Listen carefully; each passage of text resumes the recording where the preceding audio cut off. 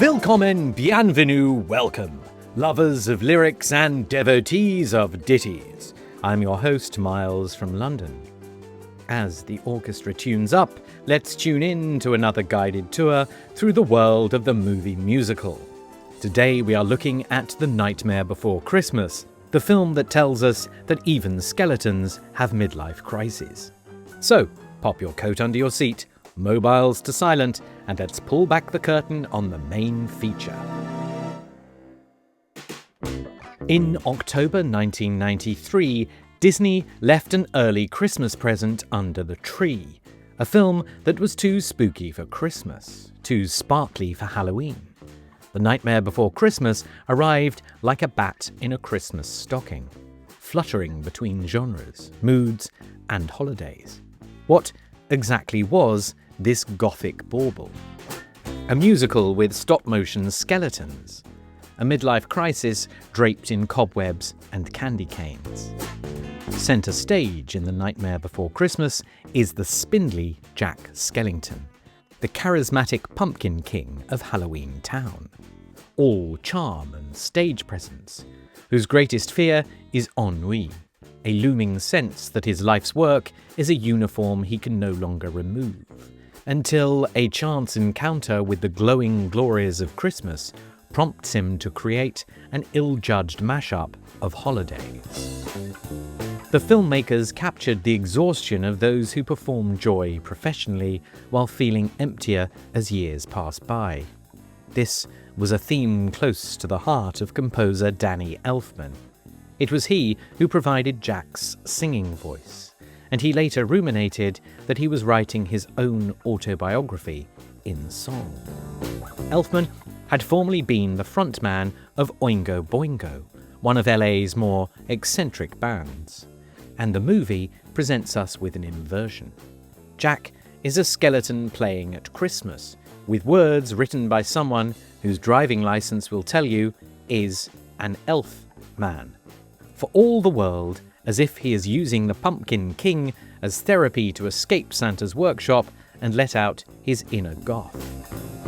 When Elfman as Jack sings, "There's something out there far from my home, a longing that I've never known," the lyrics have the same honesty as John Lennon crying out for help, or Lady Gaga telling us that she was born this way. The story started life as a poem written by Tim Burton during his early days as a Disney animator. Once Burton had proved himself with mega hits like Beetlejuice and put the goth in Gotham in 1989's Batman, Disney was better able to understand this project. It was released under the adult-friendly Touchstone label, as if to say, this one's not for the princess crowd. The story rejects the typical Disney binary. We have no clear heroes. Monsters are sympathetic. The villain is less scary beast and more over-enthusiastic pillow. Christmas isn't saved, it's misunderstood. When this gift was opened, there was confusion. The design of the wrapping was high street graveyard meets nutcracker kitsch. Yet, when unboxed, audiences discovered what the paper had hidden. This was a musical. Audiences were intrigued, yet the loyal die-hard fanbase took decades to emerge. The merchandise empire is as strong today as it ever was. It's both Halloween and Christmas, both horror and musical. This is a film for the goths who love glitter and for anyone who lives between the categories. In 1982, when the young Tim Burton was working as an animator for Walt Disney Productions, he wrote the first iteration of The Nightmare Before Christmas as a 3-page poem. Burton struggled to find his role at Disney. He was tasked with drawing cute animals for The Fox and the Hound, which would be like asking Alice Cooper to sing nursery rhymes. Burton disliked the work, which drove him to a nervous breakdown. As a distraction, he would lock himself in closets or hide under his desk. Colleagues recalled him teaching himself how to sleep upright, with his pencil in hand. Sometimes he slept for 14 hours in a row just to survive the working day. Burton, a self-described oddball, once said that Halloween let him be different with permission. The idea for the film came to him in a department store in California. One November, as the pumpkins were being swept away for the arrival of the plastic reindeer, Burton saw a story, that of two opposing worlds. One dark and menacing, the other glitteringly optimistic, brushing up against each other in the calendar. He hung the idea on a twist of Clement Clarke Moore's poem A Visit from St. Nicholas. In Burton's mind, the story could be a creative TV special or a macabre children's book. He wanted Vincent Price as the narrator. Following the success of his 1982 short Vincent, he pitched the idea to Disney. He commissioned concept art and storyboards. Disney thought this was too far out. Burton was fired from the Mouse House in 1984, and the idea was consigned to the bottom of Burton's trunk, where it marinated. Just 6 years later, Burton had Batman under his bat belt, and he found that Disney still held the rights to his idea. The project was resuscitated. Disney offered him $18 million and complete creative control. The film's director, Henry Selick, described Burton as a godfather-like figure, an untouchable shield that kept meddling Disney studio execs at bay. The marketing plan ensured that Burton's name was clear on the advertising. However, Burton was busy directing Batman 2 at the time and only visited the set 5 times. In the safety of the studio, Burton and Selick looked to try and understand Christmas traditions from the outside. Jack Skellington doesn't transform into Santa, he performs him. Jack's story is about that difficult moment we have all experienced where we suddenly feel too big, too itchy, or just a bad fit for the role we've been cast in. Is The Nightmare Before Christmas animation? Horror? Christmas? No. As you will be glad to hear, it is first and foremost a musical. This wasn't a narrative where the songs were crowbarred in at a later stage to lift a flagging project. Burton and Elfman began with the songs, without a clear idea as to the direction of travel for the plot. As the 20th century wound down, pop culture spent a lot of time looking in the rearview mirror. The Nightmare Before Christmas acts as a pre-millennial summary of the Gothic canon, a love letter from Burton to the specific stories that gave him refuge as the odd kid out. You can trace Jack Skellington's lineage back to Washington Irving. He's a pumpkin-headed scarecrow who plucks off his own head to sing Jack's Lament. Many visual themes in the film would be revisited by Burton in 1999's Sleepy Hollow. The Grove of Holiday Doors nods to C.S. Lewis's Wood Between the Worlds from The Magician's Nephew, swapping Lewis's pools for tree trunks, an idea later developed into a transport system for an entire world in 2001's Monsters, Inc. There is no need to send off your spit in a test tube to find the literary DNA of Dr. Finkelstein and Sally.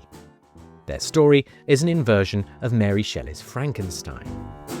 Finkelstein builds life with his own hands, but instead of recoiling in horror like Victor Frankenstein, he wants to control Sally and imprisons her. The film's look draws from an original blend of artistic influences. The chiaroscuro shadows of German Expressionism and the schlocky spookiness of the early Universal monsters are clear. But you can also find traces of the twisted forms of artists Francis Bacon and Vasily Kandinsky. A major influence is the early stop-motion pioneer Vladislav Starovich, who used real materials in his animation, such as cloth, hair, even insects. This gives the characters an organic quality that brings them to life on screen. Burton imposed a strict rule on the production: there was to be no magic in Halloween Town. Everything you see should be possible and able to be created with hands and tools. All movement had to obey logic. The animators had to think like engineers, as objects had to move as they would in the real world. Burton's hunch was that the audience was being asked to make such a leap in imagination in order to connect with this world, that in removing magic, the world becomes more believable. Behind the Burton-esque curled hill and those stretched out tapering legs lies the artist's devotion to the handmade. As any fan of Wallace and Gromit will know, the beauty of stop-frame animation is in its visible labour. It took 200 animators 3 years to complete. Jack Skellington required the use of 400 interchangeable heads in order to capture the nuance of his performance. As Sally had long hair, a different approach was needed, as it was not possible to swap her entire head. Instead, she was equipped with replaceable face masks, each coming with its own range of full expressions and mouth positions. Boogie Boogie's insect-exploding finale took 4 months to animate. This is a process that delights in its imperfections, the fingerprints in the snow, the textures on the material. The world is built image by image, and the visible human effort is the point. The film's crew pushed technical boundaries. Cinematographer Pete Kozaczek created a computer-controlled rig that let the camera move, frame by frame, through the three-dimensional sets. With computer wizardry in its infancy, it could take up to 3 days to program one shot. The camera could pan, tilt, or dolly. Suddenly, stop-motion animation could feel as lively and cinematic as live action. Even Zero the dog got his own special effect. To create a ghostly presence in a stop-frame animated film, Zero was filmed separately on a black set. This image was then projected onto the final set using a piece of kit called a beam splitter. The principle is the same as the Victorian theatrical trick of Pepper's Ghost, which Disney had used in its theme parks in the Haunted Mansion. Here it was put to use to make a puppet appear as if it floated transparently in 3 dimensions. The Disney executives were concerned about Jack's appearance, specifically his lack of eyeballs. But Burton and Selick stuck to their guns, arguing that this hollow acted as a visual metaphor for Jack's inner void. The animators ensured that Jack's emotions are conveyed through posture and gesture, not traditional facial expression. In what was a satire of early 1990s political life, the town's mayor has a head with 2 faces, one contented and the other panicked. His inability to make decisions on his own was a send-up of politicians who look the part but lack substance. How times have changed. Jack Skellington's speaking voice was provided by actor Chris Sarandon. If the surname is familiar, it's because he was once married to Susan Sarandon, while his singing voice is provided by the film's composer, Danny Elfman. Elfman said that there was a strong autobiographical thread running through the songs. At the time of the film, Elfman was feeling creative burnout and not sure which direction to go next. Jack's feelings of melancholy and hunger for something out of reach were pure Elfman. Elfman passed the opportunity to perform Jack's speaking voice, as he didn't feel he would be able to act through dialogue. Sarandon studied Elfman's musical delivery and matched his phrasing and rhythm to ensure that the transition between song and speech was seamless. This split echoes Jack's divided self. He is part scarecrow, part spider, part skeleton, part Christmas, part Halloween, part Sarandon, part Elfman. The film's heroine is Sally, who was originally imagined as a vampy siren. Screenwriter Caroline Thompson rewrote the character to be the all-seeing voice of wisdom. She is a woman who was created by her controlling father figure, whose soup she poisons in order to escape. As with the design for Catwoman in Burton's parallel project Batman Returns, she is reconstructed with visible stitches all over. She is voiced by actor Catherine O'Hara, who was fresh off her success working with Burton on Beetlejuice. It is Sally who calmly pushes back against Jack's wilder ideas. Oogie Boogie, the film's villain, is played by Broadway star Ken Page, who brings baritone swagger and full-on theatricality to the character. Oogie Boogie has three small henchmen, Lock, Shock and Barrel. Lock is voiced by Paul Reubens, best known as Pee Wee Herman. Burton's film career was launched when he directed Pee-wee's Big Adventure. Burton had hoped that his longtime idol Vincent Price, the icon of screen Gothic, would be cast as the voice of Santa. Price made test recordings, but the dual effect of the loss of his wife, Coral Brown, in 1991, and old age made his voice too frail for the incessant jollity necessary for the role. Director Henry Selick envisaged a different ending for the film. His idea was that Oogie Boogie was to be revealed as Dr. Finkelstein in disguise. The idea being that he had staged events out of jealousy for the fact that Sally had fallen for Jack. This shifts Finkelstein from a controlling parent figure into something more Freudian and possessive. When Burton was told of this plot device, he kicked a hole in a wall. The crew cut a section of the wall and kept the kicked hole as a souvenir. Burton thought that the idea hadn't been earned organically in the plot, that it bent the dynamics of the characters into a macabre direction without a real reason. For him, Oogie Boogie should be left on his own, with no explanation as to his origins.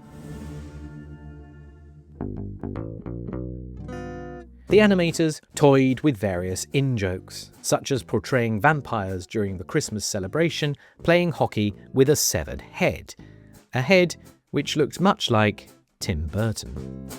It may have seemed funny at the time, but in order to save the studio's walls from any further holes being kicked, by the final version, the head had been replaced with a pumpkin. Actor Patrick Stewart taped a narration for the film, which was cut.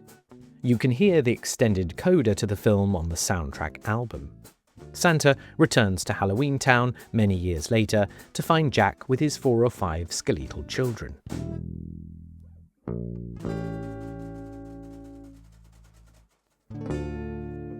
In a conventional animated musical, the songs are woven into the completed script. Yet, in The Nightmare Before Christmas, the songs were written first, with the dialogue written to fit the music. The music performs many complex functions, and the lyrics are literate. The film opens with "This is Halloween," which is full of choral chant, operatic crescendos, and orchestral strings, before moving on to Jack's revelation, "What's this?" Jack hears the sound of Christmas, sleigh bells and sugar, before he sees it. When he tries to bring that music back to Halloween Town, it becomes dissonance. The music tells us of Jack's mental state, moving between introspection, Jack's lament, manic elation, "What's this?" and despair, "Poor Jack." Elfman knows his musical stuff and employs a musical logic. Peter and the Wolf style, each main character carries a recurring motif through the film. In the town meeting song, a section of melody from Jack's lament is reused as Jack boasts of his achievements. Here, the music enhances the storytelling. The townspeople are not being presented with Christmas. They are hearing a tune they already understand, and in doing so, they are able to reshape Christmas into something Halloween-shaped. Sally's delicate melody floats through the film even when she is silent. This is a theme that indicates both her presence and moral values. In songs such as Making Christmas and Oogie Boogie's song, Elfman quotes a medieval hymn about Judgment Day, a piece of music called Dies Irae. It is a subtle cue that tells us the direction in which Jack's festive experiment is heading, as if the music knows before Jack does. In the Rodgers and Hammerstein universe, songs resolve, they return wiser. In The Nightmare Before Christmas, musical themes return in minor keys. The score is in perfect sympathy with the plot, longing, overreach, and humility. Jack doesn't change, he accepts. When the Walt Disney Company realised they were bankrolling a musical animated ghost story about existential angst, they decided to sweep it away from their main brand and release it under the adult-facing banner Touchstone Pictures. Pre-publicity stepped away from admitting that the film was a musical, with the trailer not including any of the songs. Understandably, the opening weekend audiences were baffled. They had come to see spooky shenanigans, and were presented with a skeleton in midlife crisis singing ballads and a sack of sentient bugs. The box office was fair. Merchandise was minimal, but the critical reception hinted at what the future would be. Roger Ebert said that the film was stunningly original, and likened its world-building as similar to that of Star Wars.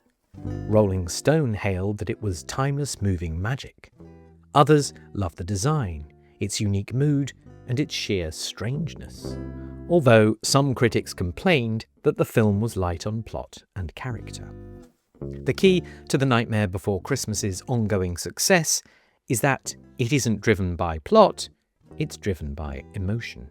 30 years after its release, it was added to the National Film Registry. The Nightmare Before Christmas became a classic on its own terms. Over the decades, The Nightmare Before Christmas has been reframed by its loyal fans, with each group finding a reflection of themselves that resonates. In Japan, the film was recognised for its offbeat melancholy, and it was absorbed into manga culture, games, and clothing. The US following grew gradually. Disneyland added Nightmare Before Christmas elements to its haunted mansions. There were live orchestral screenings, and a merchandise empire was born. Its fan base was individual communities: artists, goths, musicians, the LGBTQ+ community, anyone who felt too shadowy for Christmas and too glittery for Halloween. We have already seen the connection composer Danny Elfman felt for Jack's situation.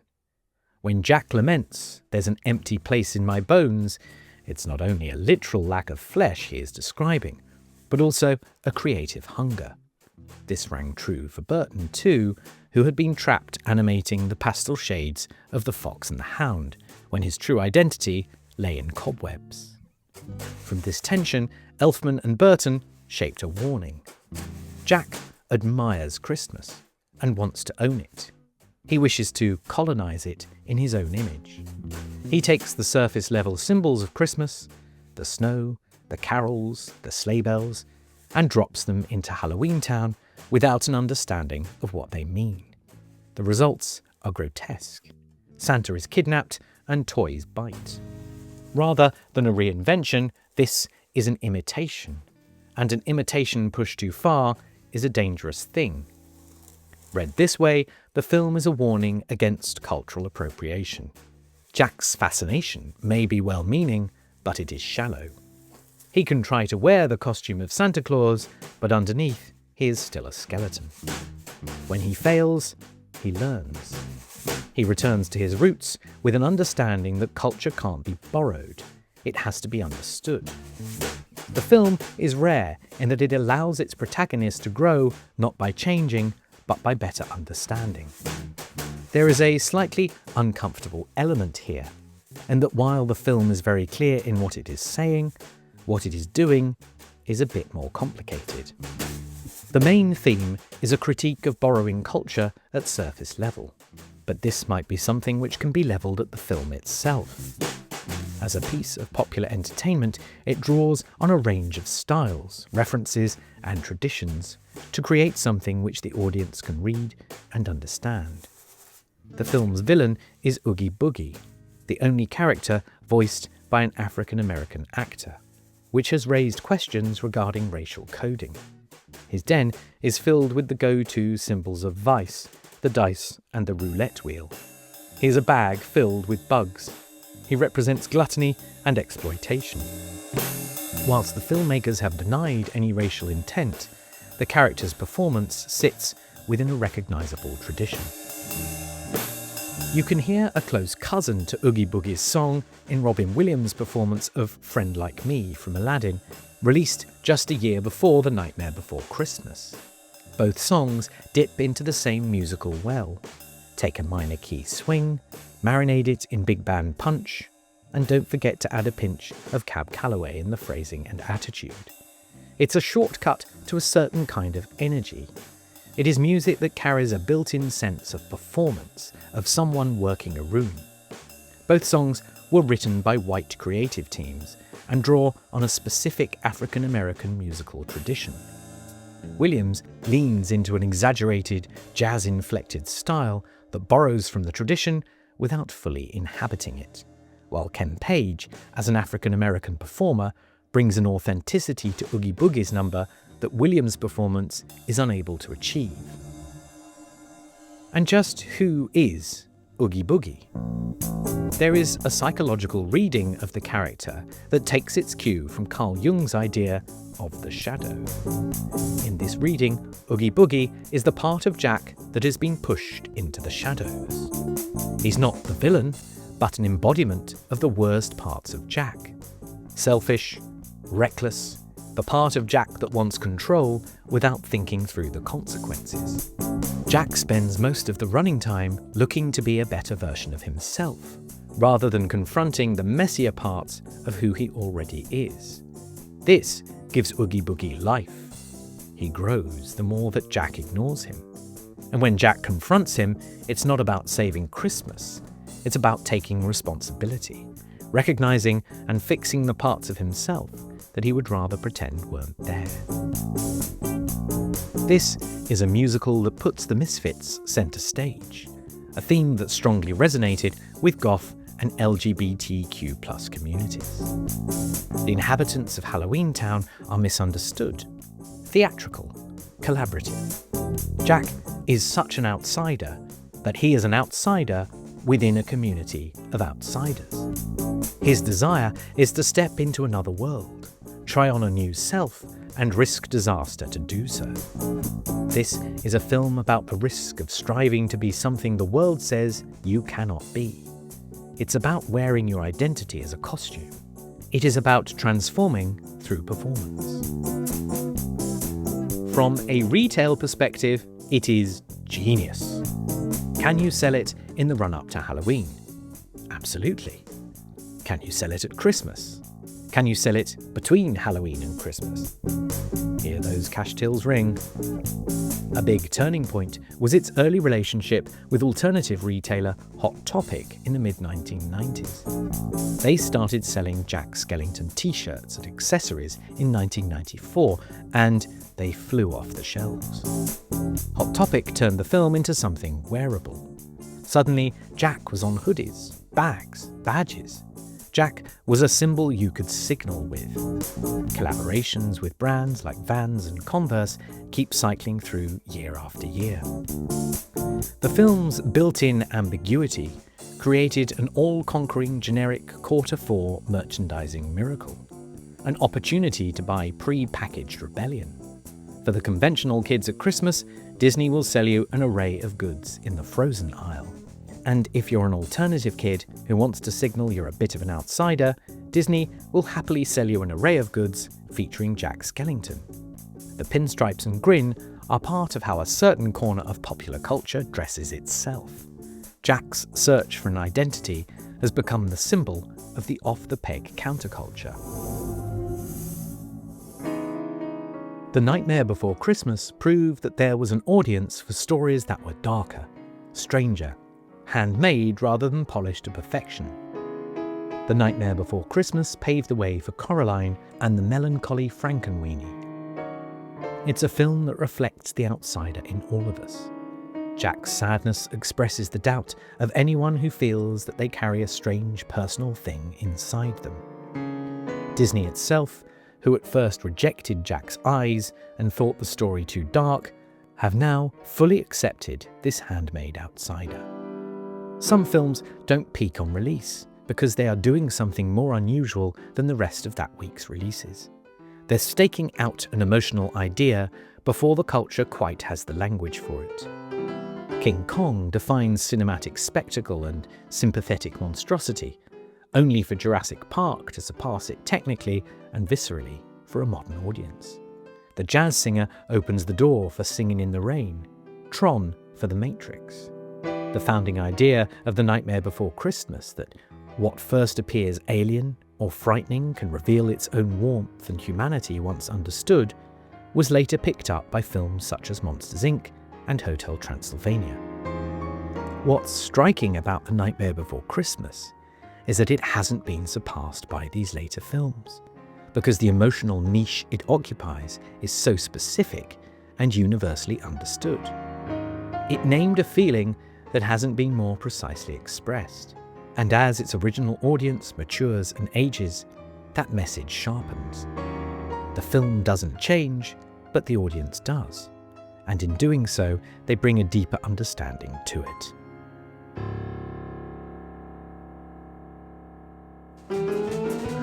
This has been Miles from London, signing off once again from the corner of 42nd Street and Oklahoma. The show was written, performed, produced and scored by me, Miles Eady. If you enjoyed this episode, do spread the word and explore my other videos and podcasts on the glorious and glittering history of the film musical. And if you didn't enjoy it, then please tell your friends that I have been Henry Selick. So long, farewell, auf Wiedersehen, goodbye, and I'll see you next time.